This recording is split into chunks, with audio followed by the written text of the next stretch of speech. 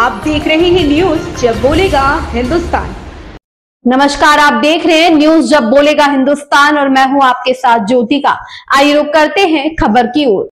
थाना तालगांव प्रभारी आशीष Tiwari police team द्वारा मुकदमा अपराध संख्या 395/2025 धारा 137 BNS व बढ़ोतरी के संबंध में प्राप्त साक्ष्यों, तथ्यों एवं बयानों के आधार पर घटना का संक्षिप्त विवरण पूछताछ मृतका के पिता राम लखन निवासी ग्राम जनकपुर व मजरा मदनापुर गढ़ी थाना तालगांव सीतापुर द्वारा अपनी पुत्री उम्र करीब 16 वर्ष के संबंध में स्थानीय थाने पर गुमशुदगी की तहरीर दी गई थी, जिस आधार पर पंजीकृत किया गया था। पंजीकृत मुकदमे में क्रम में थाना तालगांव प्रभारी आशीष तिवारी द्वारा टीमें गठित कर अपहर्ता के तलाश की कार्रवाई गांव के आसपास से शुरू की गई। तलाश की कार्रवाई के दौरान मृतका के घर वालों द्वारा पुलिस को यह सूचना मिली कि लड़की का शव गांव के बाहर गन्ने के खेत में मिला है, जिस पर थाना प्रभारी आशीष तिवारी तत्काल मौके पर पहुंचे और अग्रिम विधिक कार्रवाई की गई। मृतका का पति रामलखन द्वारा गाँव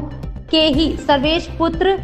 ब्रजलाल दीपू पुत्र महेश निवासी गढ़ ग्राम जनकपुर व मजरा मदनापुर गढ़ी कोतवाली तालगांव जनपद सीतापुर के ऊपर आशंका व्यक्त करते हुए तहरीर दी गई थी, जिस आधार पर उपरोक्त मुकदमा अपराध संख्या धारा 103 BNS की बढ़ोतरी की गई थी।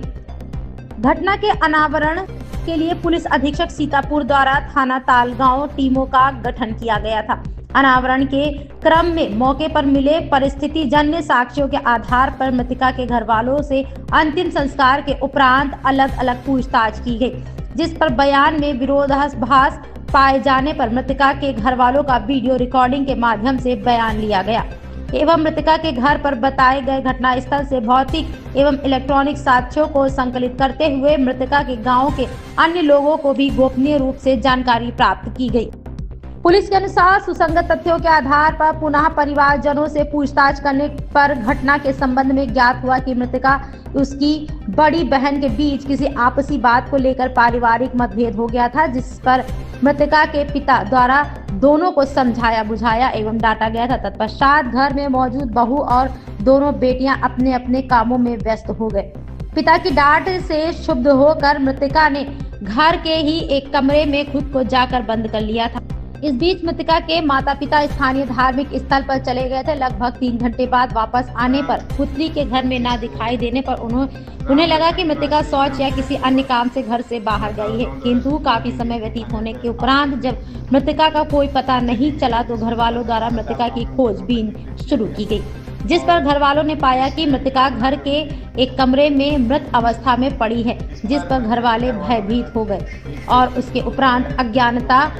एवं भयवश मृतका के पिता द्वारा शव को गांव के बाहर गन्ने के खेत में रख दिया गया। मृतका के पिता एवं परिवारजनों द्वारा उक्त तथ्यों को स्वीकार किया गया कि जिसके आधार पर मृतका के पिता के विरुद्ध थाना स्थानीय द्वारा साक्ष्यों को छुपाने के क्रम में विधिक कार्रवाई की जा रही है। मृतका के कारण शव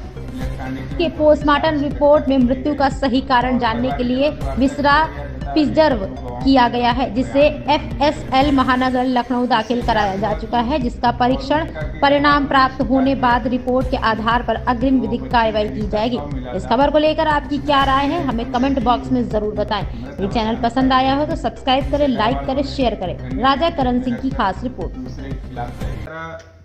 25 को राम लखन निवासी ग्राम जनकपुर थाना तालगांव द्वारा सूचना दी गई थी थाने पर आकर कि उनकी बच्ची कहीं चली गई है, जिसके संबंध में थाना तालगांव में मुकदमा पंजीकृत किया गया और पुलिस ने टीमें बनाकर उनकी उस लड़की की खोजबीन शुरू की। इस पर मृतका के घर वालों ने भी खोज की तो उन्होंने करीब 2 घंटे बाद बताया कि मृतका का शव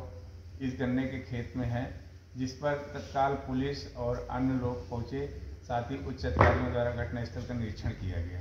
निरीक्षण के उपरांत विधिक कार्रवाई की गई, पंचायतनामा पोस्टमार्टम की कार्रवाई हुई, लेकिन इस बीच सारे साक्ष्यों को परिस्थिति के अनुसार इलेक्ट्रॉनिक एवं भौतिक साक्ष्य इकट्ठा किए गए और परिवारीजनों से वार्ता किया गया तथा 1-2 गवाहों के कलमबद्ध बयान भी माननीय न्यायालय में कराए गए, जिससे ज्ञात हुआ कि और मृतका के घर वालों ने भी स्वीकार किया कि जो बच्ची का जिसका शव मिला था उसने अपने कमरे में ही मृत अवस्था में पाई गई थी, जिसे घर वालों ने गन्ने के खेत में रखकर दूसरे के खिलाफ तहरीर दी थी। इस पर मृतका के पिता के खिलाफ भी विधिक कार्रवाई की गई है।